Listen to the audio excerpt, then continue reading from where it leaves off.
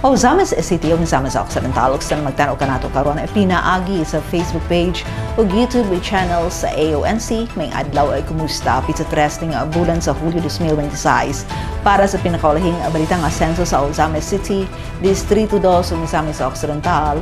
This is Zames Today.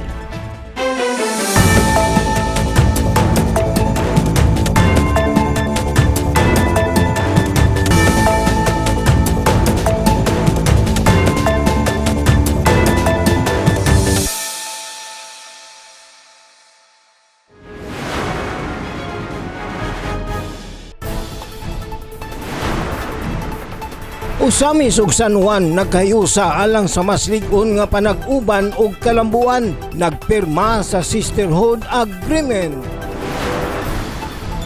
Mas asinso Northern Mindanao, gipunting sa unang sura ni Gobernador Waminal. Maayong pagdumala sa barangay mas gipalig-on sa mid-year performance assessment sa Liga ng mga Barangay sa Misamis Occidental. Gikan sa lawom nga mga bangag ngadto sa hapsay nga dalan, mga residente sa barangay Panay Clarin nagpasalamat sa nahuman nga road project ni Congressman Ando Waminal.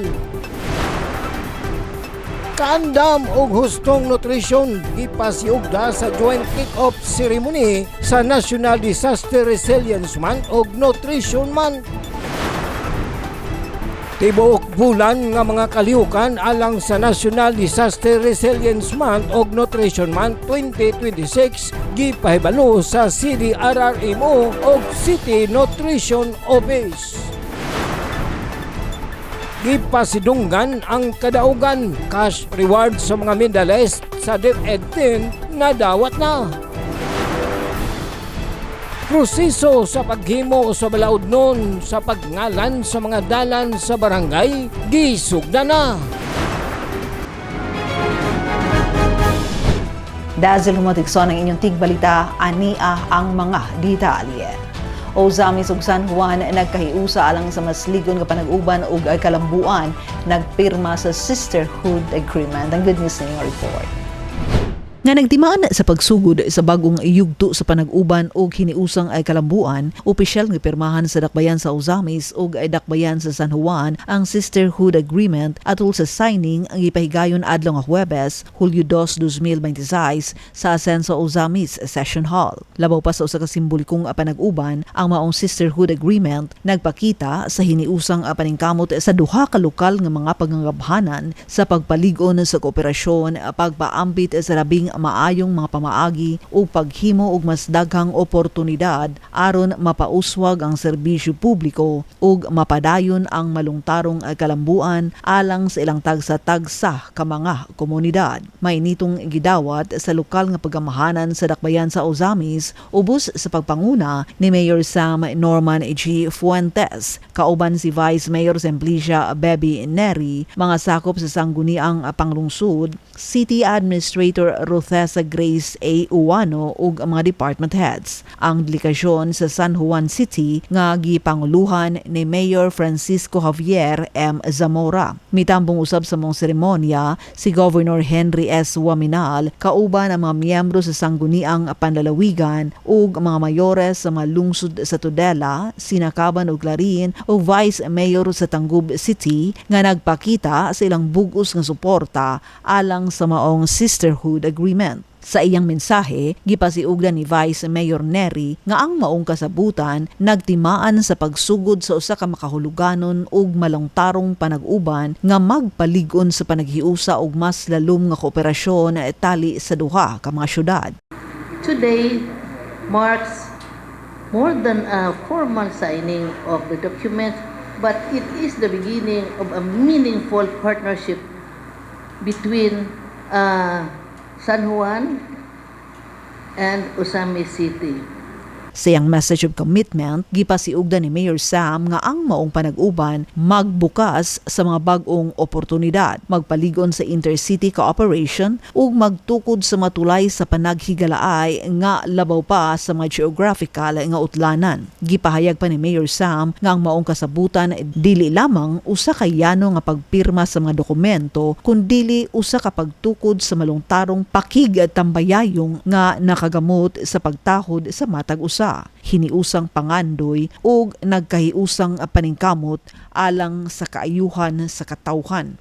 This partnership signifies that as we celebrate 78 years of existence, the city of Ozamis is at the same time opening doors of new opportunities, strengthening intercity cooperation and building bridges of friendship that transcends geographical boundaries. Far from being just a mere document signing, we are establishing a lasting partnership founded on mutual respect, shared aspirations, and the common commitment to the welfare of our people. Gipasalig usab ni Mayor Sam kang San Juan City Mayor Zamora. I am not in any way preempting, but whatever be the plans of our distinguished guest, he is rest assured that we will be with him, whatever is his. Samtang sa message of a commitment ni Mayor Zamora, iyang gipahayag ang kahinungdanon sa Sisterhood Agreement isip tulay sa pagkat-on gikan sa matag syudad, pagpaambit sa makasanatian ug labing maayong mga pamaagi ug pagpalig-on sa panag-itinabangay. Ang dami nating pwedeng matutunan sa isa't isa. Gusto ko po matuto sa inyo. Ano ho ba yung mga magagandang ginagawa po ninyo sa Ozamis City na pwede namin gawin sa San Juan? At ganun din, yung munting nagagawa po namin sa San Juan City, nais din namin hong ibahagi sa inyo. Sapagat walang sinong mayor makakapagsabi na alam na niyang lahat. All of us have something to learn from each other. Gipahayag usab ni Governor Waminal ang iyang bug-os nga suporta sa maong partnership nga iyang giulagway isip usa ka makahuluganon nga inisyatiba nga nagpalig-on sa relasyon sa nagkadaiyang lokal nga panggamhanan ug nag-abli sa dalan padulong sa hiniusang pagtubo ug kalambuan. Today is the beginning of a partnership anchored on friendship, mutual respect, an assured commitment to building stronger, more progressive communities. And now, with the city of Ozamis, we continue to deepen and widen that band of partnership. Human niini sunod nga gihimo ang reading and presentation of resolutions, opisyal nga signing sa Sisterhood Agreement ug ang exchange of tokens tali sa dakbayan sa Ozamis ug San Juan nga nagpakita sa ilang lig-on nga panaghiusa ug hiniusang pananaw alang sa umaabot. Ang maong kasabutan nagtimaan sa pagsugod sa usa ka malungtarong pakig-tambayayong nga nakaangkla sa hiniusang pangandoy ug kolektibong paningkamot sa pagtukod ug mas lig-on nga mga komunidad pinaagi sa kooperasyon ug maayong pangagamhanan. Masa sa Northern Mindanao gipunting sa unang sora ni Governor Waminal. Atong dawaton ang report ni Angela Kirante. Atol sa iyang unang State of the Region Address kon SORA 2026, gipresenta ni Regional Development Council kon RDC 10 Chairperson ug Misamis Occidental Governor Henry S. Waminal ang dagkong kalampusan nga naangkon sa Northern Mindanao ug ang strategic, impactful and legacy building initiatives kon SILI nga maghatod sa sunod nga hugna sa kalambuan sa rehiyon. Ipadayag ni RDC 10 Chairperson Waminal ang iyang SORA atol sa 145th RDC 10 Full Council meeting nga gipahigayon Hunyo 30, 2016 sa Dr. Ricardo A. Rotoras Memorial Hall Gymnasium sa University of Science and Technology of Southern Philippines kon USTP, Cagayan de Oro City. Itambungan kini sa mga gobernador, mga mayor, lakip na si Ozamis City Mayor Sam Norman G. Fuentes, mga regional directors, national government officials, mga representante sa pribadong sektor, development partners ug uban pang stakeholders gikan sa Tibok Region 10. Aktibong mitambong usab si Asenso Pinoy Party List Representative Attorney Henry Indy F. Wamanal Jr. aron ipakita ang iyang bug-os nga suporta sa unang State of the Region address sa iyang amahan. Mitambong usab isip guest of honor sila Mindanao Development Authority Conmenda Secretary Leo Tereso A. Magno ug Special Assistant to the President Secretary Antonio Ernesto Anton Lagdameo Jr. Sa iyang mensahe, gipatin-aw ni Governor Wamanal nga ang strategic, impactful and legacy building initiatives kun sili nakaangkla sa Mas Ascenso Northern Mindanao nga nakatutok sa dagkong infrastruktura ug kalambuan sama sa modernisasyon sa mga airport ug seaport, high standard highways, railway ug mass transport systems, government centers, health and wellness facilities ug digital connectivity projects nga gilauman nga makahatag og lasting impact alang sa matag komunidad sa Northern Mindanao. Gisubli usab sa gobernador nga ang Mas Ascenso Northern Mindanao nagsugod gikan sa Ascenso Misamis Occidental Governance Model nga iyang gipaila sa dihang milingkod siya isip gobernador sa Misamis Occidental o karon mas gipalapad na kini. We expanded this governance philosophy beyond the province and formally introduced the Mas Ascenso Northern Mindanao Agenda guided by this framework. We continue to pursue development that is measured not only by economic growth, but by the opportunities we create, the lives we improve, and the future we build for every Northern Mindanao. Isip konkretong pagpatuman sa maong pananawon, opisyal nga gilusad sa RDC-10 ang regional implementation sa One Family One Professional Con-Offer program din ang unang batch sa mga scholars gikan sa 5 ka probinsya ug 2 ka highly urbanized cities sa rehiyon na kadawat sa ilang unang 10,000 educational assistants nga kabahin sa ilang 25,000 assistants matag semester ingong tabang suporta sa ilang pag-eskwela. Dugang pa, isip suporta sa maong programa, misaad usab si Special Assistant to the President Secretary Lagdameo Jr. ug dugang 10,000 pesos educational assistance alang sa matag off-of scholars sa maong semester. Usa-usab sa mga highlights sa maong programa, maong pagpasidungog sa mga outstanding Mindanaoans gikan sa nagkadaiyang natad, lakip ang mga medalist sa bag-uhay lang natapos nga palarong pambansa 2026. Diin gituman ni Governor Wamanal ang iyang saad pinaagi sa paghatag og cash incentives ngadto sa mga medalist. Sa iyang mensahe, gipadayag ni Secretary Lagdameo ang dakong papel sa Regional Development Councils sa pagpaligon sa koordinado ug inklusibong kalabuan sa nasud nga nagdasig sa mas lig-on nga panaghiusa ug paningkamot sa matag rehiyon aron mas mapadali ang paghatod sa mga programa ug serbisyo ngadto sa katawhan. Regional Development Councils remain indispensable. They ensure that national priorities are shaped by local realities and that government programs respond to what communities truly need, not just what looks good on paper. Pinagi sa unang State of the Region address, gipakita sa RDC-10 ang padayon nga pagpalambo sa Mas Ascenso Northern Mindanao, usa ka panan-awon nga nagsugod sa pangandoy sa usa ka gobernador alang sa usa ka probinsya ug karon nagpadayon sa pagpalapad sa tibok rehiyon 10. Alang sa Uzamis Today, ako si Angela May Quirante. Salamat maayong pagdumala sa barangay mas gipalig-on sa mid-year performance assessment sa Liga ng mga Barangay sa Misamis Occidental. Si Leon Shumidario alang sa report. Nagkatigom ang mga opisyal sa barangay gikan sa nagkanilaing lungsod ug dakbayan sa Misamis Occidental Hunyo 28 ning tuiga alang sa mid-year performance assessment sa Liga ng mga Barangay Ascenso Misamis Occidental Chapter aron susihon ang ilang mga nahimo sa unang unom ka bulan sa tuig ug mapalig-on ang pagpatuman sa mga prioridad nga inisyatiba alang sa nahibiling bulan ning tuiga ug sa umaabot pang mga plano sa probinsya. Gitambungan ang maong kalihukan nila Governor Henry Sibilya Wamanal, Vice Governor Wina Wing Gutierrez, First District Representative Kong Jason Almonte, mga membro sa sangguniang panlalawigan, mga opisyal sa probinsya, city o municipal mayors, ingon man ang mga Association of Barangay Council Presidents o mga barangay captains gikan sa nagadanaing lokal nga pangagamhanan. Ang maong panagtapok na himong higayon usab aron i-presentar sa matag Liga Chapter ang ilang accomplishment report alang sa bulan sa Enero hangtod Hunyo ning tuiga, lakip ang pag-iba pag-evaluate sa mga lokal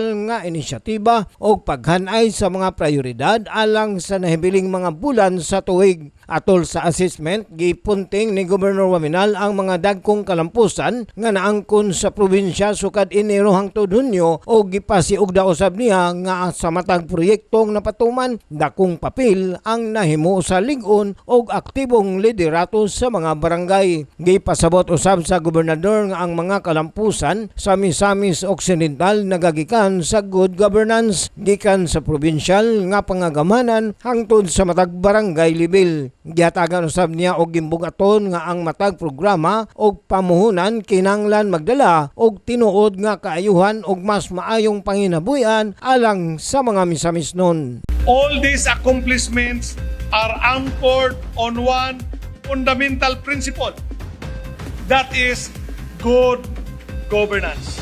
A government that listens. And we don't only listen, we respond. Samtang giawag ni 1st District Congressman Jason Almonte ang mga leader sa barangay nga magpabiling nakapokus sa development framework sa probinsya pinaagi sa pagpalig-on sa 5Ms, paghatag og prioridad sa mga batakang social services og pagsiguro nga ang matag programa magtubag sa tinuod nga panginhanglanon sa ilang matag komunidad. Gipresentar usab atol sa assessment ang mga updates kabahin sa pagpatuman sa mga prioridad nga inisyatiba sa probinsya ngadto sa barangay level. Lakip na ang One Family, One Professional OPO program nga naghulagway sa padayon nga pagpahiuyon sa lokal nga pangagamanan sa long-term nga agenda sa probinsya. Ang maong mid-year performance assessment sa Liga ng mga Barangay Asinso Misamis Occidental Chapter nagpakita sa mas lig-on nga panagiusa tali sa provincial government of Misamis Occidental o sa mga barangay officials nga nagpalig-on sa ilang pagsalig sa maayong pagdumala o sa padayon nga paghatag og epesyente o responsableng serbisyo alang sa kaayuhan sa tanang Misamisnon. Alang sa Usamis Today, ako si Leoncio Medalyo. Salamat Ilyonsyo. Gikan sa lalong nga mga bangag ngadto sa hapsay nga dalan, mga residente sa barangay Panay Clarin nagpasalamat sa nahuman road project ni Congressman Ando Waminal. Ania ang report. Dako ang kausaban nga nasinati karon sa mga residente sa Purok 4 hangtod Purok 6 sa barangay Panay Clarin human makumpleto ang road concreting project ni 2nd District Representative Congressman Sancho Fernando Ando Waminal. Sa wala pang masimento ang maong karsada, dagko ug lalom ang mga bangag ilabi na panahon sa ting-ulan. Ang karsada gyud diri sa una as in gyud dagko kaing bangag pag mag-ulan laglum kaing buho. Napay mga motor nga mga tikwang kay gama sa kaguba. Dayon ang among kabataan tuwa sa Clarin Central School nag-eskwela kay gama sa kadaot sa dalan. Kung kabalo pa lang mo sa una dagko kay murag og swimming pool. Oh nga pwede daw kuno katamnan og kabuhian og tilapia nga isda. Sa unang panahon kining karsadaha makaguol. Kay kung mag-hike ka gikan diha ikan diyan ng center padulong dito kung di ka madigyas maumpa ka gumikan kay ang libaong kanang libaong diha labi nag magulan lalom dayon kung magmotor ka ako sa natumba diha tong dapita kana may saging tumba ko diha gumikan sa kadanlog sa kaguba sa karsada kaning among dalan na is perte kamaot jud kayo o mahimo pa og nay karabaw pwede ni matunaan og karabaw ang diri nga sitwasyon nga yuta nga dalan diri padulong sa Purok 4 to Purok 6. Sa unang panahon ma'am is grabe jud kayo dugay alas 4 pa mi ma'am mata na tungod kay kamaot sa dalan pila mi ka minutes diri dagko kayong bato sus dagko kayo ang alibaong imong makuanan danaw dagko kay nga tanan kami na masayroan naman mi sa una dayon mo nang alas 4 pa mata na may para makasakay makaadto mi sa among eskwelahan. Kiniusab mao hinungdan sa mga aksidente ug nakapugos pagani sa pipila ka mga ginikanan nga ibalhin ang ilang mga anak sa Central School sa lungsod aron malikayan ang peligroso ug delikado nga agianan. Tungod niini, gitutukan ni Kong Ando ang maong problema o gihatagan kini sa dugay ng ipaabot ng solusyon pinaagi sa pagpasimento sa batuon o guba nga karsada. Alang kang barangay captain Hermehia Arcayena, dakong kahupayan ang inahuman nga proyekto. Sinaw na, hapsay na, then ang mga sakyanan, pasutoy na. Gipasalamatan usab ni Panay Bipat Head Eulogio Payapaya ang maong proyekto. Karon kay nakita na mo ang kumpleto o maayo nga pagpakita sa pagdumala sa ato ang panggobyerno ikan sa entero probinsya ni gobernador sa ato ang congressman ando dayon sa atong mayora. Karon nalipay mi kang konkreto na. Hapsay na pod ang dagan sa amo ang pagbiyahe. Nalipay sila tungod ka ang ilang estudyante nga kanhi magkalapok-lapok inig uli mabulasot sa mga libaong diana karon nalipay sila kay dili na magkabulingit magkalapok-lapok kung panahon sa ulan. Muna nga dako silang nalipay tungod kay ilan nang napahimuslan kini nga konkreto nga dalan. Samtang si Barangay Kagawad John Henry Malandaya miingon nga ang dugay na nilang gipangandoy nga sementadong dalan na tuman na pinaagi sa padayon nga pagserbisyo ni Kong Ando. Dako kami ko salamat sa ato ang governor, sa ato ang 2 congressman na nahimo mura nigdamgo sa mga tao diri sa katawan sa Barangay Panay na wala sila gadahom nga mainani ato ang kadalanan sa Barangay Panay ug usa pod murag damgo na lang gyud murag na paminaw nila nga dili na gyud masiminto pero na siminto tungod sa ato ang mga kagamhanang lokal nga nag serbisyo sa ato ang probinsya. Dako kay migpasalamat ang damgo nahimo na yung tinuod. Gikan sa kaniadto gubaon, lapukon ug lisud agian nga kalsada nahimo na kining sementado ug hapsay nga naghatag og mas luwas ug mas komportableng pagbiyahe sa mga residente. Masayo na usab ang pagdala sa humay, mga gulay ug uban pang produkto ngadto sa merkado samtang mas luwas na usab ang adlaw-adlaw nga pag-eskwela sa mga kabataan ug paglakaw sa katawhan. Nagpabili ng pasalig ni Congressman Ando Waminal sa pagpadayon sa mga proyekto nga makapaasenso sa kinabuhi ug makahatag og dugang kaayuhan sa katawhan sa ikaduhang distrito sa Misamis Occidental. Kaandam og hustong nutrisyon gipasiuda sa joint kick-off ceremony sa National Disaster Resilience Month o Nutrition Month. May balik alang sa report sa Leon Chimidalio.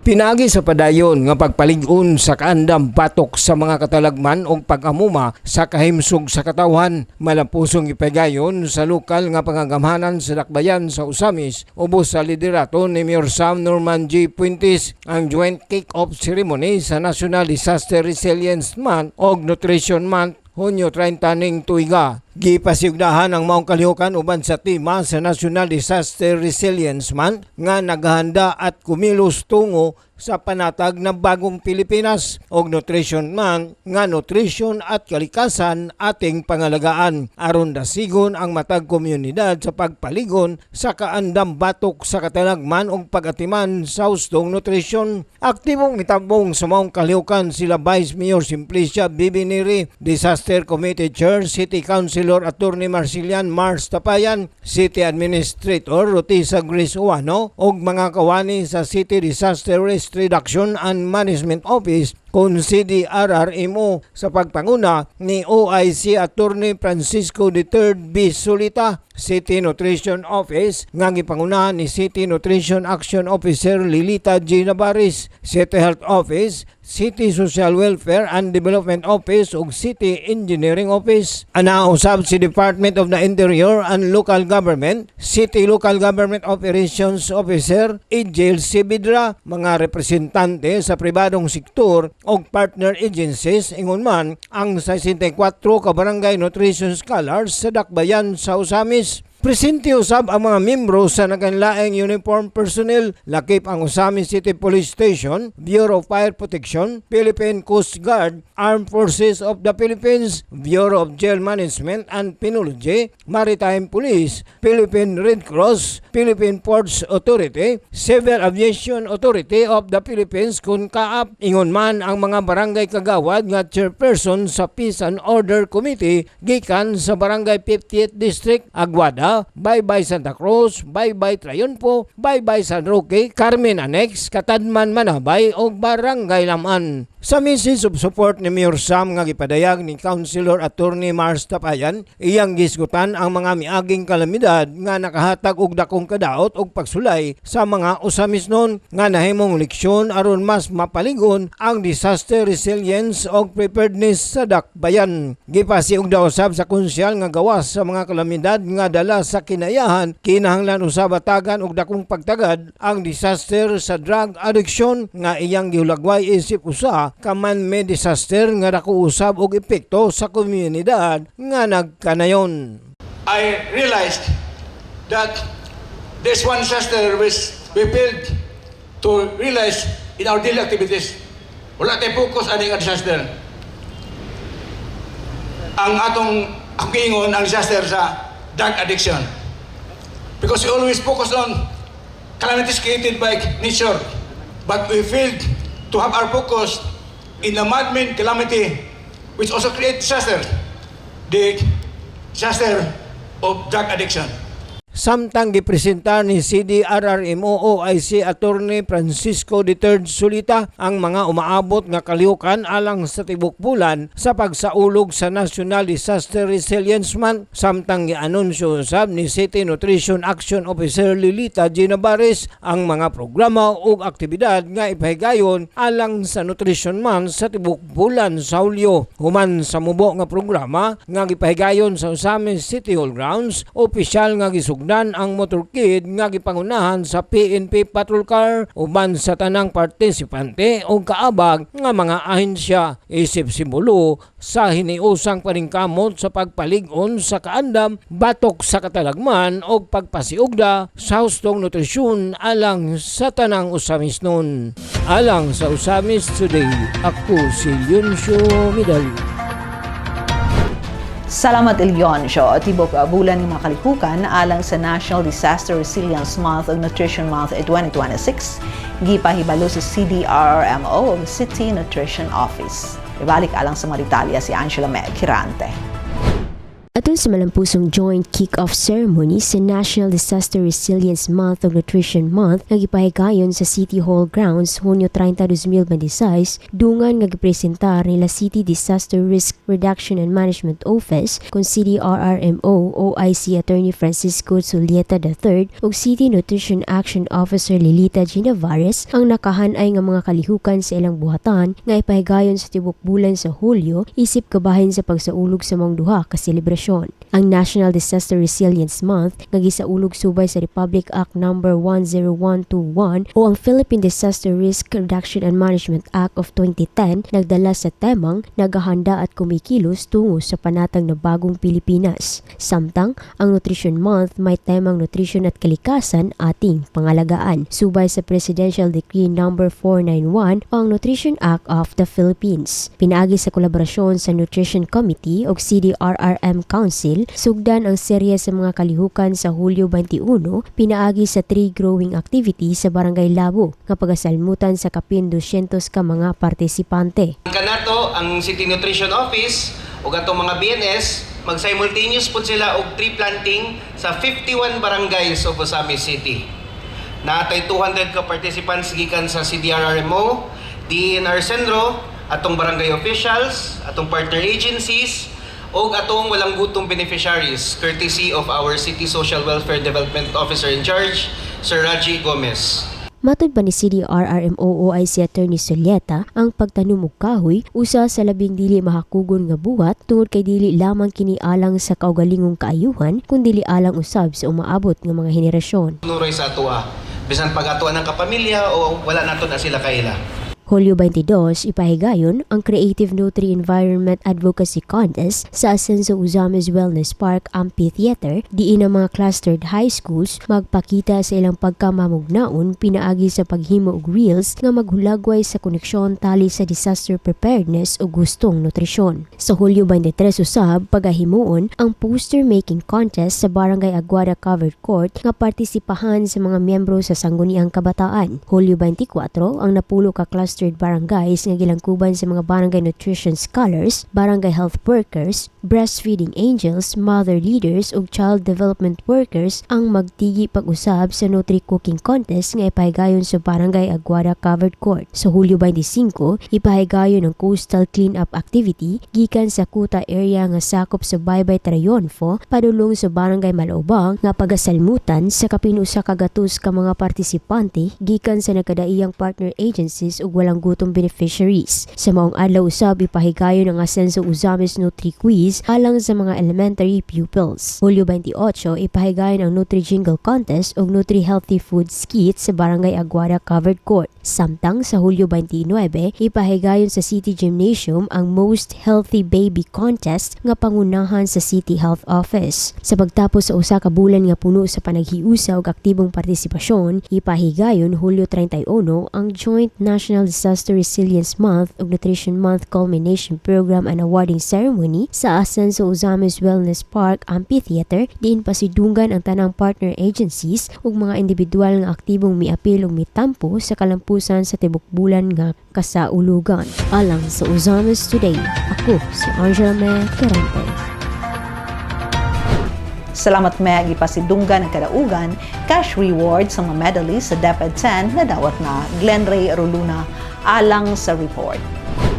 Gituman ni Regional Development Council 10 Chairperson ug Misamis Occidental Governor Henry Suminal ang iyahang saad yadto sa mga estudyanteng atleta sa Department of Education Region 10 pinaagi sa paghatag sa gisaad dinhi nga cash reward isip pagpasidungog sa ilang talagsaong kadaugan sa miaging palarong pambasa 2026. Duha sa mga gold medalists na kadawat og 200,000 pesos matag usa human maka-record og record breaking performance sa ilang tagsa-tagsag mga kompetisyon.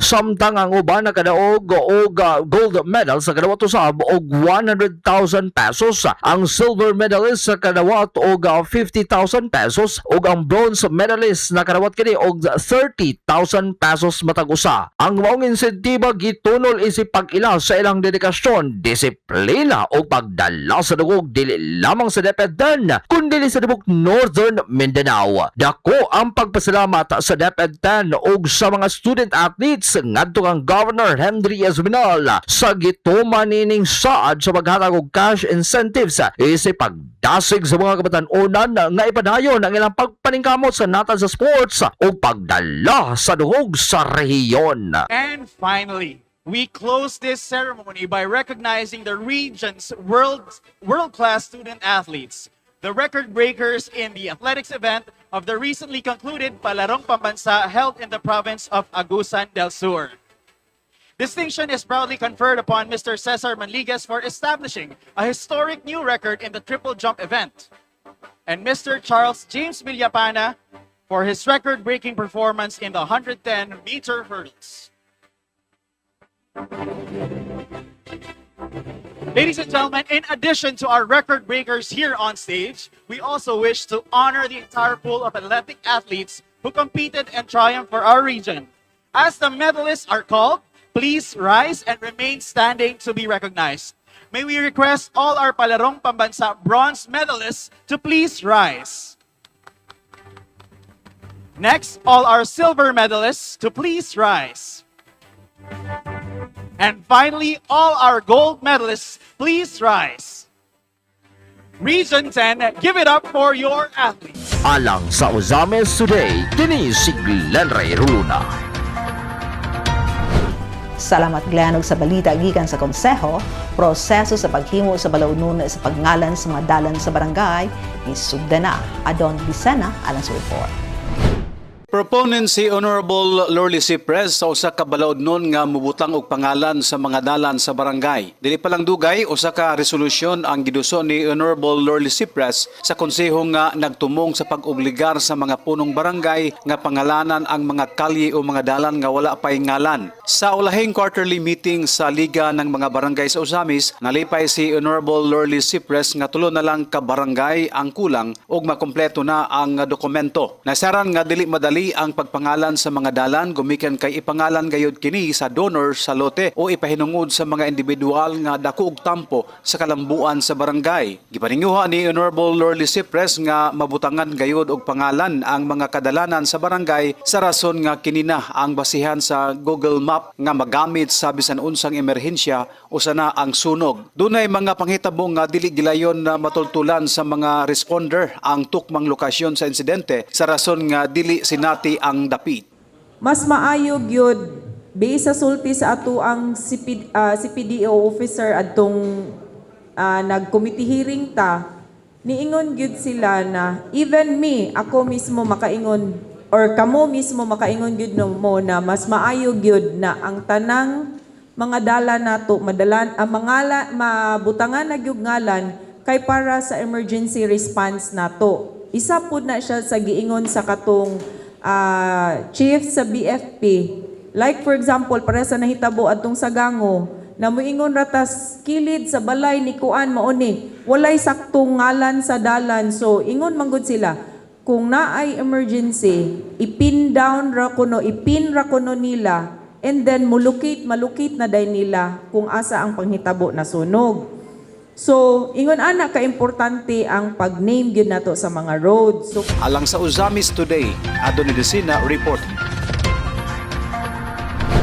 Salamat to ng Ozamis Today. Hatod ka nato yung serbisyo publiko sa kanunay Asenso Ozamis Administration.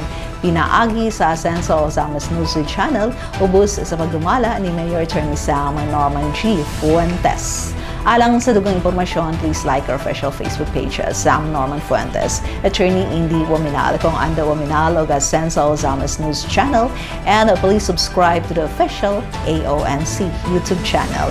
Sa ngalan sa kinibukang AONC team, Leoncio Medalio, Adoni Desena, Jun Purgatorio, Aras Carpio, Kema Atangaro, Makchul Malinis, Angela Kirante, Mary Ann Lumapas, Xander Dalidog sa Glenn Ray Ruluna sa Misamis News Network. Ako si Dazzle Lumotikson, daghang salamat. Kanunay Asenso Ozamis, padayon Asenso Segundo Distrito, Asenso Misamis Occidental, Asenso Pinoy.